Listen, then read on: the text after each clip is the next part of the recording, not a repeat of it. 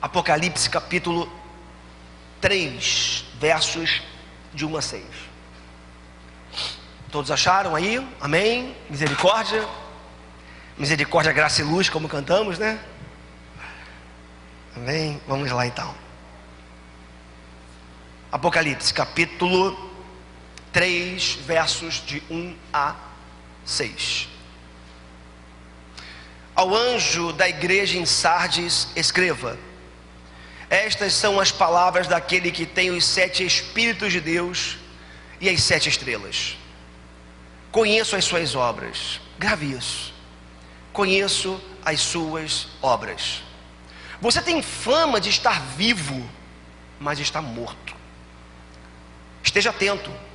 Fortaleça o que resta e que estava para morrer, pois não achei suas obras perfeitas aos olhos do meu Deus. Lembre-se, portanto, do que você recebeu e ouviu. Obedeça e arrependa-se.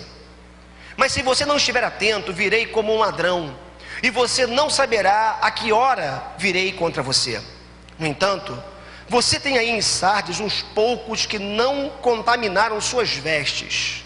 Eles andarão comigo vestidos de branco, pois são dignos. O vencedor será igualmente vestido de branco. Jamais apagarei o seu nome do livro da vida, mas o recompensarei diante de meu Pai e dos seus anjos. Aquele que tem ouvidos, ouça o que o Espírito diz às igrejas. Que a palavra do nosso Deus penetre como uma espada afiada no nosso coração nessa manhã, em nome de Jesus, amém. Você pode sentar. Amém. Tá lá, Wesley, tá tudo certo lá atrás, as duas? Tá. Irmãos queridos, amigos queridos, quem está acompanhando com a gente aqui os últimos domingos, né, tem estado conosco aqui, eu tenho pregado aqui na igreja, ministrado sobre as cartas do Apocalipse, as 7 cartas que foram ditadas, por assim dizer, reveladas por Jesus para 7 líderes, para 7 lideranças de 7 igrejas que se localizavam na chamada Ásia Menor, hoje a Turquia. E essas cartas foram reveladas a João, o apóstolo, que estava preso na ilha de Patmos, uma colônia penal, uma prisão numa ilha, por causa do Evangelho. Domiciano, um imperador cruel, prendeu João nessa ilha, e os historiadores contam que João já havia escapado da tentativa de ser cozinhado, digamos assim, vivo. Ele havia sido colocado, segundo alguns historiadores, num grande caldeirão para ser cozinhado, dessa expressão assim bem forte, mas conseguiu escapar. E após isso ele é levado por Domiciano para Patmos, onde ficou, na tentativa pelo menos Domiciano, calado, impedido de fazer a obra de Deus. Mas como eu já disse aqui algumas vezes, estou repetindo por conta dos visitantes e amigos que estão aqui nessa manhã, Domiciano não contava com aquele que é o soberano Senhor e que não pode ser calado de forma alguma.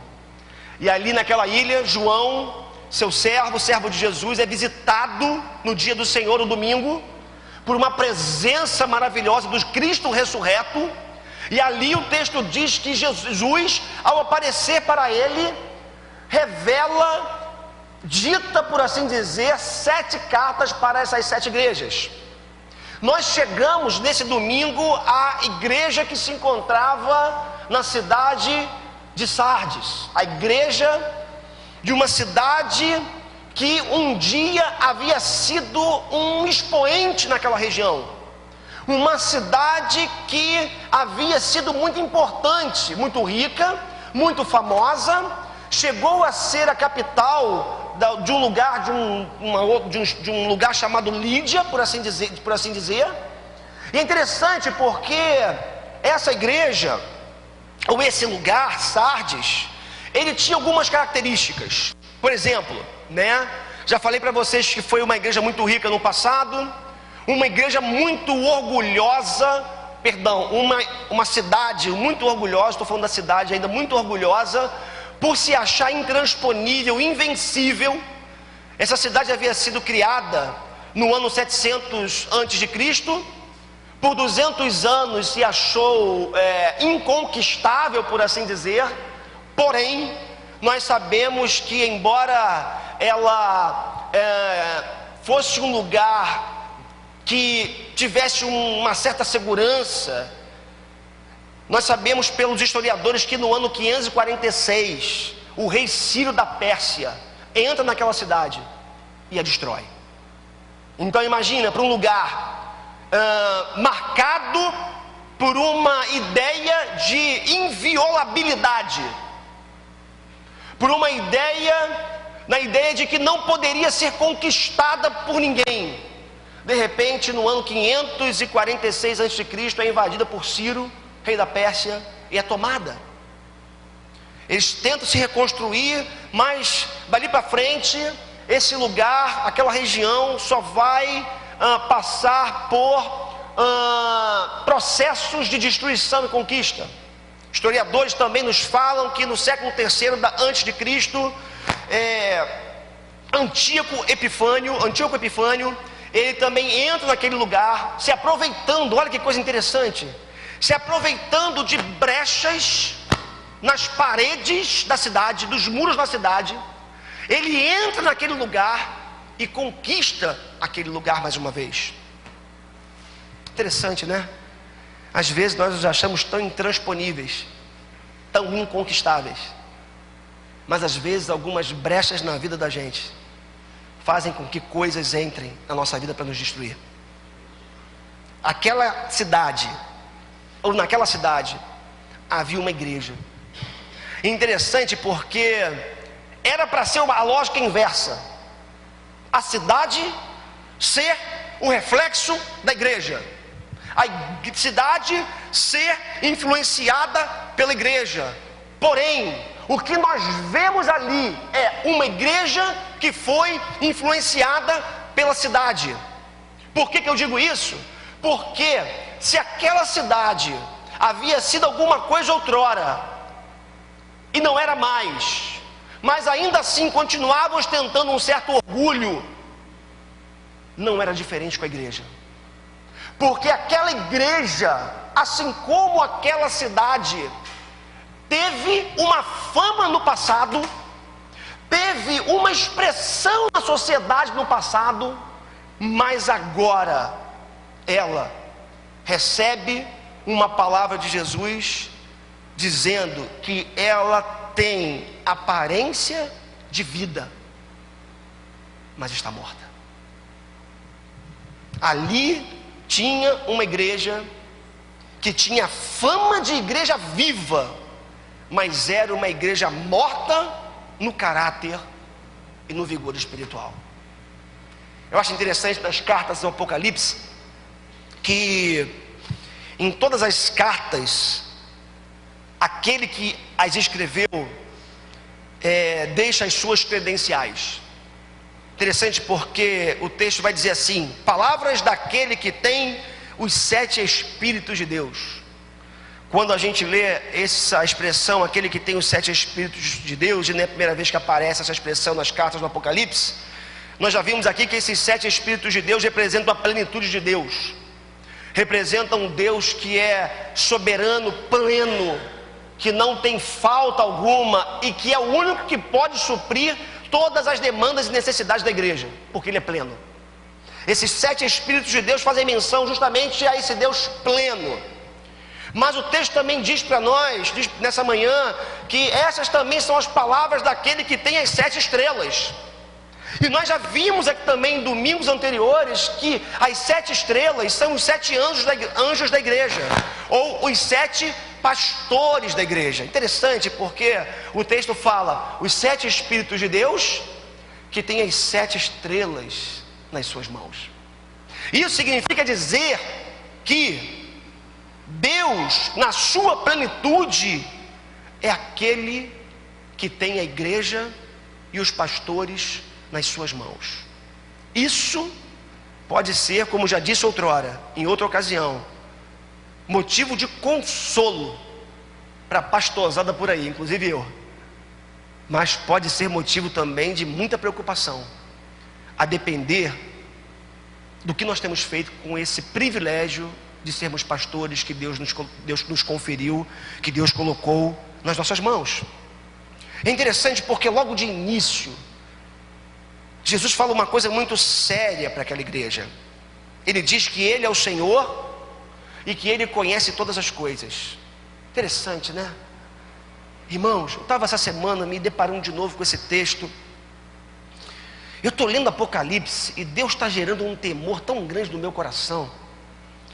E eu tive a sensação nítida na minha vida essa semana que muitos pecados que eu insisti em continuar cometendo ao longo da minha vida, que eu insistir em, sabe aquele pequenininho, coisa, não tem problema, sabe aquela mentirinha, sabe aquela preguiçazinha, sabe aquela coisinha, aquela ignorânciazinha dentro de casa, aquela coisa, a gente só faz e continua fazendo porque falta-nos a consciência absoluta do Deus que está com os olhos postos sobre a nossa vida dia e noite.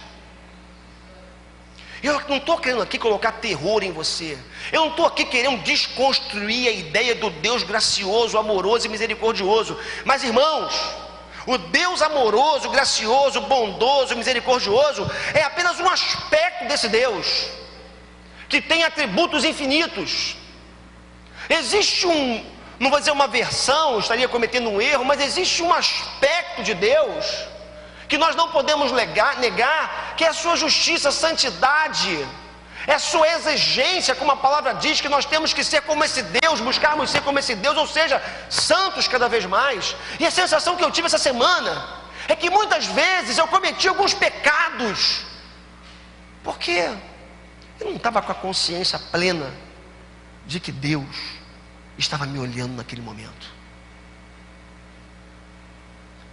Quando a gente mente, quando a gente rouba, que isso, pastor? Não rouba. Não, será? Quando você pega alguma coisa no seu trabalho que não é sua e você leva para casa, será que você não está roubando? Quando você sonega, ou a gente sonega, quando se sonega impostos, não, pastor, aí não pode falar sobre isso, porque todo mundo rouba, o país rouba, eu não vou roubar. E será? Queridos, aquele que tem os 7 espíritos, que tem as 7 estrelas e que conhece todas as nossas obras, esse é o Deus que a gente serve. E esse Deus, Ele vai dar um diagnóstico para aquela igreja. Vamos fazer igual o Stefano semana que vem, né? Mas isso era só em Sardes, viu, gente? O Stefano brincava que semana passada, só lá em Vila Velha que acontece isso, né? Só em Vila Velha, só em Sardes. Esse Deus que conhece todas as coisas, não só o exterior, mas o interior, Ele vai dar um diagnóstico para aquela igreja. Para aquela igreja que tinha como marca, interessante isso, na sua vida, ou melhor, estava numa cidade que tinha como marca a produção de estampas. Olha que coisa interessante, meus irmãos, a gente tem que aprender a ler a Bíblia e buscar não só o que está ali escrito, estampado diante dos nossos olhos, mas aprender a conhecer o contexto do texto que nós lemos. Sardes era uma grande produtora de estampas. Sardes era a cidade do visual. Era, digamos assim, a cidade da aparência. Era a cidade, como é que eu posso dizer, talvez aqui, né, para a gente poder entender, era a cidade da tintura, era o lugar da impressão, era o lugar da imagem, era o lugar do estereótipo. Ali era produzido um tecido, ou tecidos muito bonitos, muito coloridos, e que eram exportados para outros lugares. Mas interessante que aquela cidade da aparência continha uma igreja da aparência. Uma igreja que vai ouvir de Jesus que tinha aparência de vida, mas estava morta. Apesar das suas cores, apesar da sua beleza, estava morta. E aí, meus irmãos queridos, o diagnóstico dos médicos nós encontramos logo no verso 1: conheço as suas obras, você tem fama de estar vivo, mas está morto. Quem tem fama é porque um dia já teve alguma coisa, ou já foi alguma coisa. Quem tem fama é porque de fato é ou já foi algo. Mas no caso de Sardes, ela vivia ainda de um tempo glorioso, mas que não existia mais. Vivia de um tempo de fama, vivia de um tempo de glória que não existia mais. E aí, queridos, em Sardes havia muita cor, muita impressão, muito estímulo visual. E contextualizando, quem sabe uma igreja grande, um prédio maravilhoso, uma estrutura maravilhosa, um grupo de louvor daquele que a gente se arrepia todo quando a gente ouve, um pregador, quem sabe, dos melhores, ou o melhor pregador da região, pessoas prosperando, ganhando dinheiro, sendo bem-sucedidas na sua vida pessoal, uma igreja contextualizada, conectada, quem sabe, com os seus dias. Aquela é uma igreja pujante, gloriosa, famosa do que viveu no passado, uma igreja, quem sabe, midiática, trazendo para os nossos dias. Podemos dizer que aquela era uma igreja existencialista. É interessante porque eu até brinquei essa semana que eu fiz prova, né, da psicologia lá, existencialista na faculdade. Eu brinquei no Facebook, falei assim, né, tirei uma foto e falei: se eu botar aqui na prova 10% do que eu creio, do que eu penso, eu vou tomar 0 nessa prova, né? Não dava para colocar. Aquela era uma igreja existencialista. A sua existência precedia a sua essência. Esse é o conceito existencialista. A existência precede a essência, enquanto Deus diz o contrário, que a nossa essência, o que nós somos, sobretudo para Deus, deve vir antes de qualquer coisa. Uma igreja existencialista, presente, estava ali. Era a igreja do Facebook, onde parecer ser o Facebook, ouça isso, não significa necessariamente ser. Agora eu sempre falo isso aqui, né? E eu uso o Facebook, vocês sabem disso. Já viram as nossas fotos do Facebook como são? Bonito, né? Todo mundo cheirosinho, arrumadinho. A pergunta é: essas imagens, essas cores, mostram realmente quem você é? O estado da sua alma? O estado do seu coração? Entenda uma coisa nessa manhã: Deus é Deus de essência e não Deus de aparência. Na verdade, Deus abomina uma aparência que tenta o tempo todo se sobrepor à essência. Então, você que é muito preocupado com aparência, você que é muito preocupado em impressionar os outros, você que está muito preocupado com o que os outros dizem a seu respeito, não pelo seu caráter, mas pelo que você tem, pelo que você se apresenta, deixa eu te dizer uma coisa nessa manhã: Deus não está nem aí para isso. O que Deus quer é a tua essência, é o teu coração, é o teu interior. Na verdade, como já lhes disse, Deus abomina essa aparência sem essência. Me faz lembrar a ideia do sujeito que só usa roupa de grife, roupa de marca, ou da mulher que da mesma forma só usa roupa de marca, bolsa caríssima, sapato caríssimo, terno Armani, mas que está 2 meses sem tomar banho. Imagina a cena. Vestido impecavelmente, mas fedendo por dentro. Sabe o que Jesus está dizendo para a igreja de Sardes? Vocês são belos por fora, mas vocês estão fedendo por dentro. Aparência precedendo a essência. Vamos ver na prática, trazer para os nossos dias, para a igreja de Jesus, nossa igreja, igreja em geral. Irmãos, últimos números da igreja brasileira: 42 milhões aproximadamente de evangélicos no Brasil, crescendo mais de 60% nos últimos 10 anos. Uau, que igreja pujante, né? Isso não quer dizer nada, porque tumor também cresce, câncer também cresce. Em 2012, as igrejas cristãs, e aí não só evangélicas, juntando evangélicas e católicas, cristãs em geral, arrecadaram mais de 20 bilhões de reais em dízimos e ofertas. Isso números oficiais, né? E isso as igrejas sérias que confirmam, como é que chama? Que declararam, que comprovaram. E o por fora, que tem um monte por aí. 20 bilhões de reais em 2012.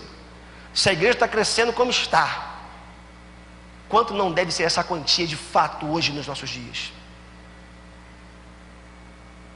Nós temos uma bancada evangélica que vive buscando garantir direitos para a igreja e para os cristãos.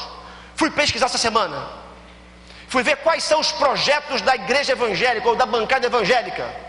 Fiquei não pasmo, mas constatei que aquilo que o Visiel Machado dizia outro dia, que a batalha da igreja é uma batalha por gênero, masculino ou feminino, sexo. Estes são os projetos de frente da bancada evangélica no Brasil. Proibição de adoção por gays, o ensino do criacionismo nas escolas, punição à heterofobia, tudo projeto de lei. Dia do orgulho heterossexual, vou levantar a bandeira, vou dizer, sou hétero, né? Aquela coisa toda. Aborto como crime hediondo. Pastor, você está dizendo que esse negócio está errado? Não. Espera um pouquinho aí. Eu estou dizendo que uma igreja que tem 42 milhões de fiéis, uma igreja que arrecada 20 bilhões por ano por baixo, com tanta gente morrendo de fome, com tanta injustiça social nesse país, com tanta miséria, com tanta violência, podia estar sendo mais propositiva, indo para além das questões de gênero do que tem sido. Revista Carta Capital declarou na sua matéria de capa há um tempo atrás o assunto classificado como fenômeno e processo silencioso. Permita-me ler aqui uma parte da revista, ressaltando que existem frentes, entre aspas, parlamentares evangélicas, FPES, atuantes em 15 estados brasileiros, sendo que a maioria criada desde 2012. Elas reúnem mais de 100 deputados estaduais evangélicos e possivelmente 10 mil vereadores evangélicos. Garante o pastor Hilton Acosta, presidente do Fórum Evangélico Nacional de Ação Social e Política, FENASP. As diferentes associações estaduais e municipais seguem os moldes da Frente Parlamentar Evangélica do Congresso, que atualmente conta com 70 deputados federais e 3 senadores. A ideia é a seguinte: existe um movimento, um fenômeno, um processo silencioso, onde os evangélicos têm crescido no seu poder nas bancadas, nas frentes parlamentares, e vão tendo cada vez mais poder nas suas mãos. E alguns começam a ter medo disso. Vocês estão percebendo comigo nessa manhã o poder que essa igreja chamada evangélica tem? A nossa igreja é evangélica. Irmãos, entendam uma coisa nessa manhã, e aí eu quero toda a sua atenção. O que vai mudar os rumos do nosso país, o que vai realmente mudar e sustentar um modelo de Deus para a família, não são leis proibindo a adoção de uma criança por um casal heterossexual, não é uma lei declarando, estabelecendo o dia do orgulho gay, não é o ensino do criacionismo na escola. Nada disso tem o poder de mudar a realidade do nosso país, vindo como lei.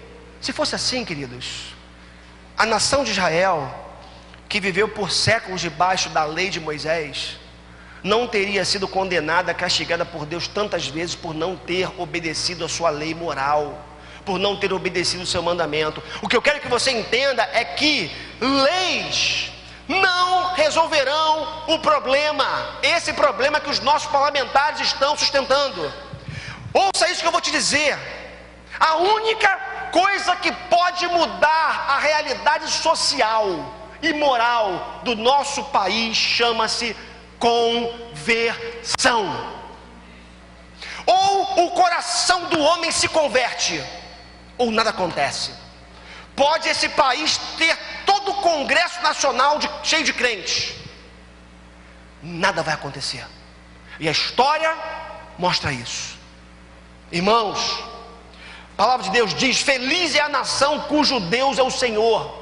Mas não é somente feliz a nação que tem 100% dos seus cidadãos nas igrejas, não. Feliz é a nação onde existe um povo que realmente adora o Deus verdadeiro, que entregou o coração para Ele, que deixou se transformar por Ele, que viu a sua essência ser mudada e a sua aparência ser apenas um reflexo dessa essência. Feliz é a nação cujo Deus é o Senhor. Sabe o que tem que ter? Uma palavra estranha para alguns: tem que ter metanoia. Palavrinha no grego que significa mudança da mente. Isso é conversão, é você ter a mente mudada. Agora, para que se tenha metanoia, tem que ter pregação do Evangelho. Sabe qual é o problema das igrejas hoje? As igrejas não estão pregando o Evangelho, estão pregando o Evangelho. O Evangelho é o Evangelho para o eu. Aliás, nem existe isso. É um discurso onde se alimenta cada vez mais o eu inflamado do outro, do lado de lá. Você é, você pode, você conquista, Deus vai te dar, prometendo o que Deus não promete e exigindo o que Deus não exige. Porque para Deus dar, bota um dinheirinho aqui. Essa não é a relação que a gente vê em muitos casos, em muitos lugares. Essa não é a relação que a Bíblia faz.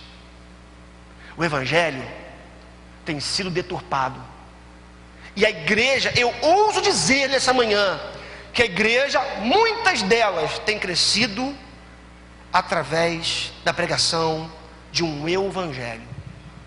Tem tudo: psicologia, sociologia, antropologia na pregação, menos a verdade do Cristo ressurreto. Só assim nós conseguiremos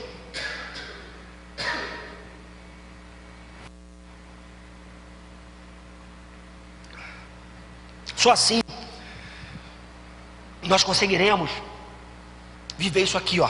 Miqueias capítulo 6, verso 8. Abre a sua Bíblia, por favor. Vou dar um tempinho para você abrir. Miqueias capítulo 6, verso 8. Miqueias 6, 8. Antigo Testamento, tá? Profeta menor, Miqueias. Aliás, eu sugiro que você leia os profetas menores. Miqueias 6, 8. Eu sugiro que você leia os profetas menores. Você tem os profetas chamados profetas maiores, né? Você tem Isaías, Jeremias, Ezequiel, Daniel. Depois tem uma sequência de livros menores não na sua importância, mas na quantidade de escritos. Todos esses homens de Deus que viveram lá atrás, eles denunciaram a injustiça social do seu tempo. Foram porta-vozes de Deus para condenar, para exortar as lideranças que oprimiam o povo, ok? Miqueias 6,8 vai dizer o seguinte: Ele mostrou a você, ó homem, o que é bom e o que o Senhor exige. Preste atenção, o que Deus exige? Pratique a justiça, ame a fidelidade e ande humildemente com o seu Deus. Lei nenhuma vai fazer com que isso aconteça na vida de quem quer que seja. Ou Deus muda o coração do sujeito, a sua essência, ou ele não consegue viver isso. Provérbios capítulo 17, verso 5. Provérbios 17, 5.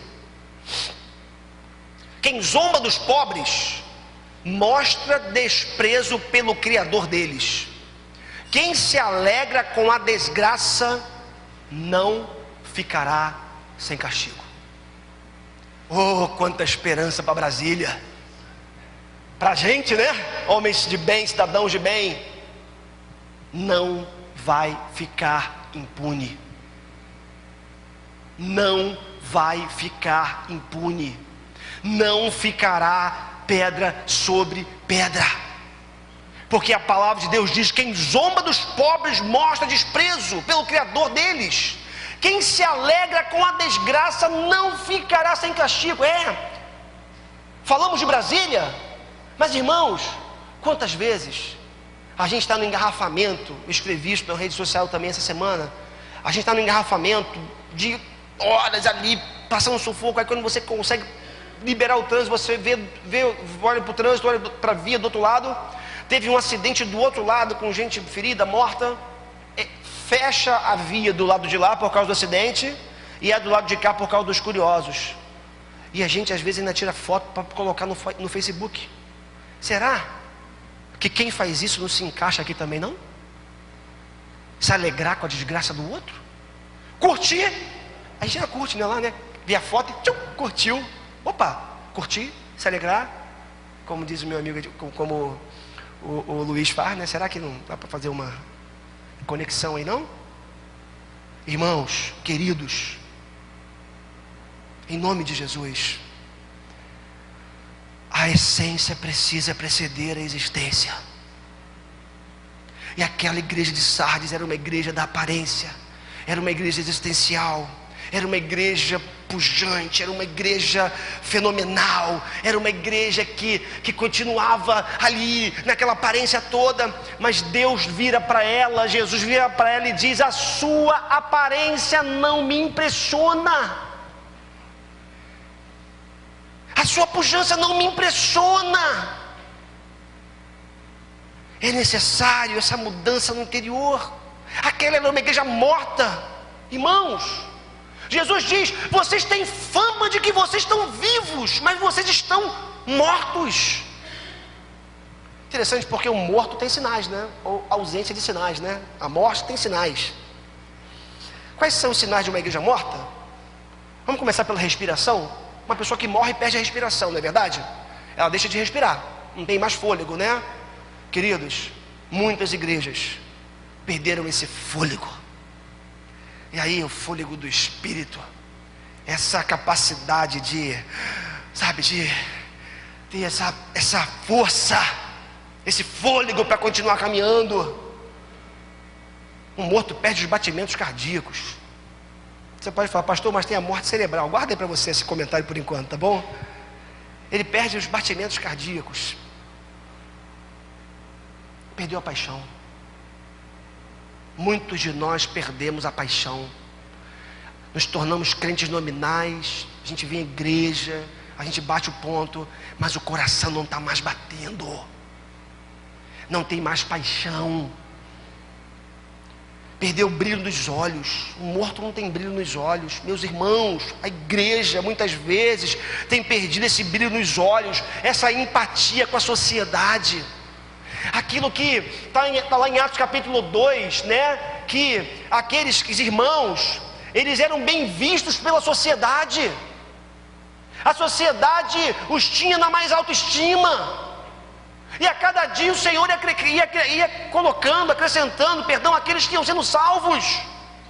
A igreja evangélica perdeu, ou tem perdido ao longo do tempo. Essa é uma palavrinha que eu gosto muito: alteridade, que é abertura para o outro. A palavra alter é outro, né? Então a ideia de alteridade é abertura para fora, é ir na direção do outro. Ela perdeu o brilho nos olhos, ela não impacta mais, não influencia o lugar onde Deus a estabeleceu. Quer ver uma prova disso? Retiro.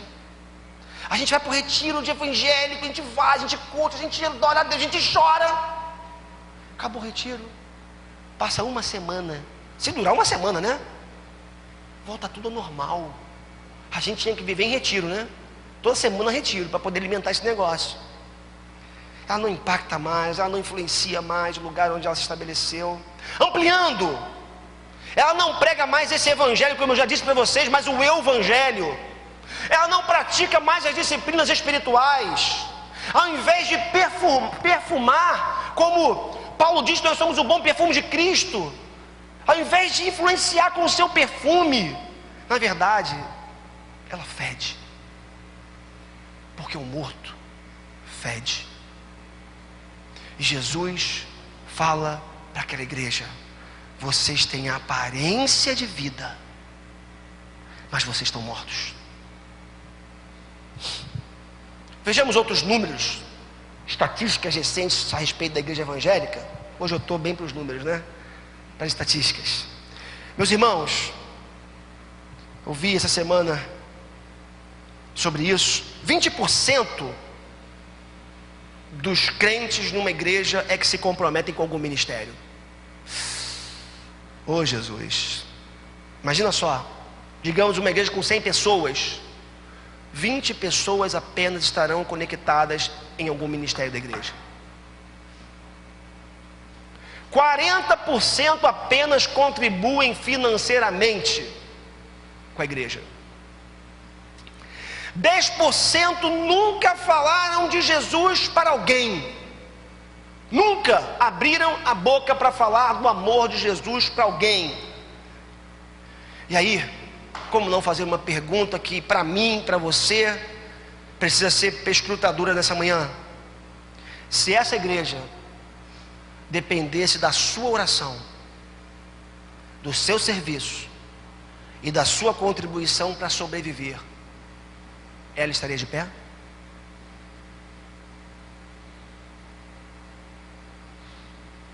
Não precisa responder em voz alta, responda para você e para Deus nessa manhã.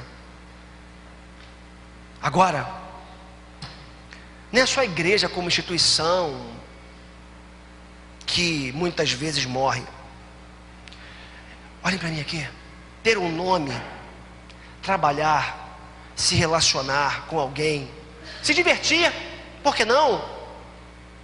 Pode dar uma falsa impressão de que alguém simplesmente existe e está vivo.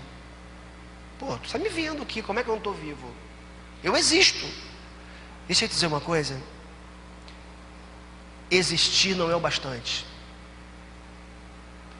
Porque a Bíblia diz que no inferno as pessoas existirão por toda a eternidade. Se no inferno as pessoas existirão para sempre, interessante, porque uma das grandes buscas da humanidade é o quê? Viver, né? Esticar a vida ao máximo. A gente puxa aqui, né? Aqui, para tentar melhorar um pouco, esticar a vida, toma produto, toma bomba para esticar a vida, remédio, aquela coisa toda. Você estica a existência. Mas não se preocupe, a existência ela tá aí, ela sempre vai acontecer. Aquilo que o Ari já disse uma vez, já comentei aqui, no Ariovaldo Ramos, por isso que o suicídio é uma loucura. E é uma grande bobagem. Porque qual é a tentativa do suicídio? O que o suicida ele quer? Ele quer sair da existência. Mas o Ari fala brilhantemente isso. Quando você bota o pé na existência, você nunca mais sai dela. Você é eterno. Ou você vai ter vida eterna, ou morte eterna. Mas você é eterno. Por isso que o suicídio é uma grande loucura, uma grande bobagem. E aí, no inferno as pessoas vão existir para sempre. Só tem um problema: elas não viverão para sempre. Você consegue entender? Existir não é necessariamente sinônimo de viver. É interessante, né? Já falei isso, as pessoas estão sempre tentando procurar aí aumentar a existência de alguma forma. O problema, queridos, ou a questão, ou a solução, por que não? É que só Jesus pode dar essa vida que a gente tanto almeja. Não tente ou não anseie por existir, anseie viver. Agora, olha que coisa linda, Jesus vai dizer em João 10:10, Evangelho de João, capítulo 10, verso 10. Eu vim para que vocês tenham existência, vida em abundância. Que coisa maravilhosa, aleluia. Ou então, ainda em João capítulo 14, verso 6, eu sou o caminho, a verdade e a vida. Glória a Deus. Irmãos, queridos, a igreja morre, mas muitas vezes nós morremos também no âmbito pessoal. Quantas coisas vão morrendo ao longo da nossa vida? Não são apenas as células, né, que gradualmente vão morrendo no nosso corpo. A gente tem coisa na vida da gente que vai morrendo. Tem casamento morrendo. E você tem casamento, está ali já perdendo os sinais vitais. Sabe o que a gente faz nos nossos dias? Arruma outro. Deus dá um, Deus dá outro, Deus dá outra. Não, não vou esquentar minha cabeça mais não. Deixa eu dizer uma coisa nessa manhã. Seu casamento não foi feito ou não foi estabelecido essa aliança para você acabar com ela, não. Casamento é uma coisa que para Deus é para sempre. Vou usar uma expressão feia que me permitam, tá bom? Comeu a carne, tem que roer o osso, né? Tem que roer o osso. Mas tem muito casamento morrendo. O problema é que esse negócio vai acontecendo aos pouquinhos, devagarzinho. Sabe, a gente não vai percebendo muitas vezes o que está acontecendo, ou percebe, mas dá trabalho, relação dá trabalho. Essa mulher aqui me dá muito trabalho, por exemplo, entendeu? Eu dou mais para ela do que ela para mim. Dá trabalho, gente. Manter um casamento com filhos, então, é pesado, é punk o negócio. Não é fácil não. Qual é a melhor saída? Melhor, entre aspas, é romper, acabar, de consertar. Hoje em dia a gente vive num mundo descartável, né? Você o joga fora. Por quê? É melhor pegar outro. Se esse violão aqui deu um defeito, esse aqui não, que é rosa do Olavo, ele gosta muito, né? Mas assim, um violão dá defeito, você vai e troca por um outro. Só se for rosa, né, Olavo? Né? Troca por outro, tá? Acabou, descartável. Nossos relacionamentos familiares. Bom, deixa eu pular isso aqui que eu não posso falar. Mas eu estava numa situação outro dia. Uma pessoa conversava comigo, com a Cris, dizendo assim, não converso com meu irmão, com os meus irmãos, nós não nos falamos, há anos que já está acontecendo, a nossa família é assim. Irmão que não fala com irmão, nem olha na cara, que dirá falar. Relacionamentos familiares morrendo, as pessoas não se aguentam mais, se toleram, mas não se aguentam. As amizades estão morrendo, a fé vai morrendo, a esperança vai morrendo, o amor vai morrendo, e a morte vai prevalecendo na nossa vida. Querido, Jesus vai trazer uma exortação: vigiem. Olha só o verso 3. Lembre-se, portanto, Apocalipse capítulo 3. Lembre-se, portanto, do que você recebeu e ouviu, obedeça e arrependa-se. Apocalipse capítulo 3, verso 3. Tem que ter uma autoavaliação para isso. Se você entrar no automático e não se autoavaliar constantemente, vai ficar difícil. Esteja atento. Ele vai dizer: fortalece o que resta, consolide o resto.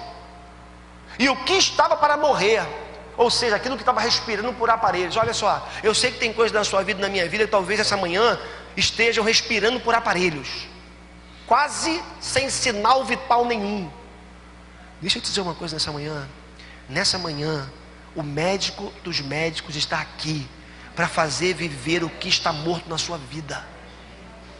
A única coisa que você precisa é falar: Senhor, entra na minha essência, entra no meu coração, muda a minha essência, transforma o meu interior, e eu me coloco diante do Senhor para o Senhor fazer o que o Senhor quiser na minha... Não é o que eu quero não, o que o Senhor quiser, porque no Evangelho é o que eu quero, mas no Evangelho é o que Deus quer.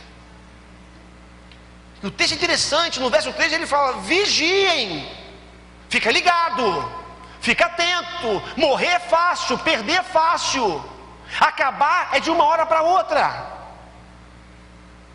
Agora se arrepende. A palavra arrependimento é fantástica, né?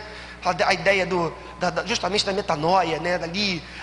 A ideia do arrependimento é o filho pródigo. Para mim é a melhor expressão disso. O filho pródigo, aquela parábola que Jesus conta, ele está indo numa direção, pegou o dinheiro todo da sua herança antecipada, gastou com mulheres, com bebida, com tudo que ele podia, aquela coisa toda, até que tem uma grande fome naquela região, ele acaba todo o dinheiro. O texto diz que ele fala assim: ó, na casa do meu pai, até os escravos, os servos estão vivendo melhor do que eu. Voltarei e estarei com meu pai. Arrependimento é voltar. Arrependimento é: você está indo numa direção, a ficha cai do meu tempo, né? A ficha cai, pá. Não sei como é que eu diria hoje. A ficha cai. Aí você volta. E sabe para onde que você volta? Para o básico, irmãos. O nosso maior problema é com o básico. Olha o que Jesus está dizendo: volta o quanto antes para aquilo que você recebeu e ouviu. O que você recebeu e ouviu? Evangelho, palavra de Deus, obediência, fé, arrependimento, quebrantamento do coração. Ah, pastor, isso é muito básico. Irmãos, como eu vi um pastor pregando essa semana, não são as coisas grandes, as grandes pedras que nos fazem tropeçar, mas as pequenas. A pedra grande você desvia. Agora aquela pequena, aquela que a gente dá muito para ela, essa faz a gente tropeçar. Aí fica com a cabeça do dedo desse tamanho, né? Ai, doeu. Vigiem. Arrependa-se, volta para o básico. Aí Jesus faz uma ameaça. Olha só, Jesus ameaça a sua igreja. Virei como um ladrão. Que isso, pastor? A Bíblia diz que o ladrão é o diabo. É interessante, né? Porque Jesus diz lá em João que o diabo é o ladrão. Ele veio para matar, para roubar e para destruir. Mas Jesus diz para a sua igreja que ele virá como um ladrão. Interessante isso, né? Forte isso. E o ladrão vem como? Quando não se espera. É de repente. É de uma hora para outra. Ele faz a ameaça no verso 3, virei como ladrão, mas tem esperança. A esperança é: há aí em Sardes uns poucos que não contaminaram as suas vestes, no verso 4. Queridos, Deus sempre mantém o seu remanescente. Quando você pensar que não tem mais jeito, não tem mais ninguém, tem gente orando ainda, tem gente jejuando ainda, tem gente amando ainda, tem gente fazendo justiça social ainda. Quando a gente pensar, porque Deus sempre mantém o seu remanescente. Interessante, porque tem uma perspectiva de uma interpretação de Apocalipse, das cartas. Eu não caminho por aí, não acredito nessa ideia, possibilidade, que as 7 cartas do Apocalipse, elas representam 7 dispensações, 7 eras, digamos, 7 tempos da igreja. E que Sardes representa justamente a época dos reformadores, da reforma protestante do século XVI. Então, seria o tempo assim dos grandes reformadores, Lutero, Calvino, John Knox, aquela coisa toda, para dizer o seguinte, que no período das trevas, um dos períodos mais críticos e densos da história da igreja, havia o seu remanescente ali. Eu não vou por aí, eu acho que as 7 cartas, 7 significa plenitude, representam todas as igrejas em todos os tempos, ok? Essa é a minha linha de interpretação, é como eu entendo aqui esse texto. Mas o texto diz o seguinte, que Deus sempre mantém o seu remanescente. Ele faz uma promessa, no verso 5. Lembram da cidade das cores, da impressão, que era Sardes, das estampas, do colorido?